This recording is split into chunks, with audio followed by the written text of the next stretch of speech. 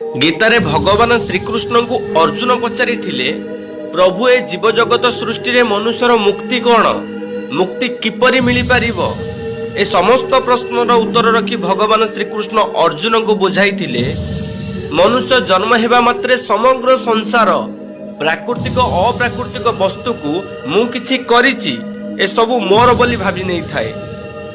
जेपरि कि ए सबु धन मु कमेइछि, ए सबु संपत्ति मु उपभोग करूछि, एही आत्मीय लोक माने मो निजर एपरि अनेक भावना रे बांधी एई दुख रे थाए।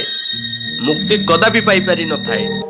मुक्तिर अर्थ हेउछि मु नुहे, ए सबु मोर नुहे। जेपरि कि जने ब्राह्मण मानि नेछि जे मु जने ब्राह्मण, एथिपय ताकू कौनसी माला जप करिबा को पड़े नाही। ठीक सही परि भगवान को द्वार रे आमको मानिबा को हेबो जे शरीर जेपरि प्रति क्षण परिवर्तन हेउछि, सही परि भगवान को समर्पि देइथिबा व्यक्ति मानकर परीक्षा भी सेतिकी कठिन हेई चालुछि।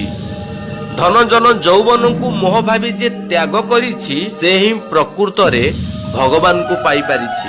सत्य त्रेता द्वापर एही जुगरे भगवान को पाइबा को हेले अक्लांत कठिन परिश्रम करिबा को पडुथिला, किंतु